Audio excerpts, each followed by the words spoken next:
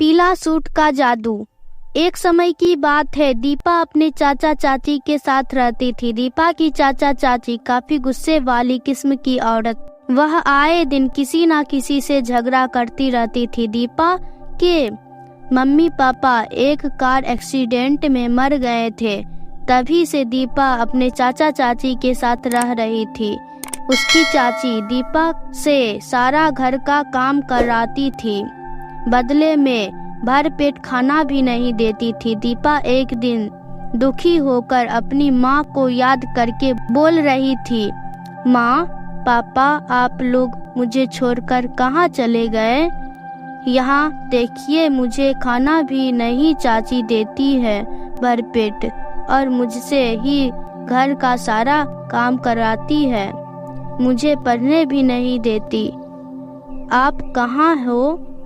आप दोनों आ जाओ मेरे पास, मुझे आपकी बहुत याद आ रही है। रोते हुए बोलते बोलते दीपा सो गई। एक दिन दीपा की सहेली सोनाक्षी दीपा को बर्थडे पार्टी के लिए इनवाइट करने आई और बोली, दीपा आज मेरे बर्थडे है, तुम्हें जरूर आना है। मेरे बर्थडे पार्टी में हमारी सभी सहेलियां आ रही है, और हाँ इस बार कोई अच्छा सा ड्रेस पहनकर आना। दीपा कहती है, अरे बाबा ठीक है, पहले तो चाय पी लो, आओ तो बैठो। तो पहले दोनों बैठ के चाय पीने लगे। चाय पीते पीते दीपा बोली, तुम्हारे घर में और सब कैसे हैं? मम्मी पापा ठीक है ना? तुम्हारे भाई की पढ़ाई ठीक चल रही है? सोनाक्षी, हाँ मैं घर में सब ठीक है, और भाई भी अभी 10वीं क्लास में है। ठीक है दीपा, अब मैं चलती हूँ, बर्थडे पार्टी की तैयारी भी करनी है। सोनाक्षी वहाँ से चली जाती है। दीपा फिर काम करने लगती है। काम करते करते शाम हो जाती है। तभी दीपा अपने चाची के पास जाकर बोलती है, चाची आज रात मेरी सहेली का बर्थडे पार्टी है, मुझे एक अच्छा सा सूट खरीद दीजिए ना। वैसे भी यह सूट पहना कितना खराब हो गया है। अगले साल ही मुझे आप यह सूट खरीद के दिए थे, 1 साल हो गया और आज तक नया सूट नहीं दिए, प्लीज खरीद दीजिए ना। तभी उसकी चाची बोली, अरे जा जा, कोई सूट खरीद के नहीं तुझे दूंगी। वैसे भी तेरी माँ मेरे ऊपर बोझ डाल कर चली गई, मुझे पैसा भी नहीं है, मार्केट जा रही हूँ, घर का सारा काम करके रखना, काम सही से नहीं हुआ रहेगा तो तुझे बताती हूँ।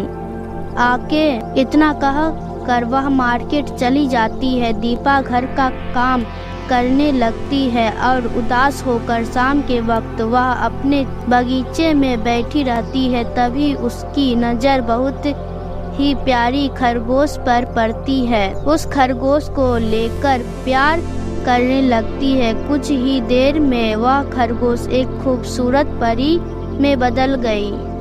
दीपा यह सब देख आश्चर्यचकित हो गई। तभी परी बोली, दीपा तुम बहुत ही अच्छी और सच्ची लड़की हो, मैं तुम्हें देखा करती थी, तुम्हारी चाची किस तरह तुम्हारे साथ अत्याचार करती है, और हाँ मैंने देखा कि तुम्हें अपनी सहेली के बर्थडे पार्टी में भी जाना है, इसलिए मैं तुमको सुंदर सा सूट देती हूँ, तुम इसे पहन कर के जाना। फिर परी ने अपनी छड़ी घुमाई, एक सुंदर सा पीला सूट आ गया। दीपा उस सूट को देखकर बहुत खुश होती है।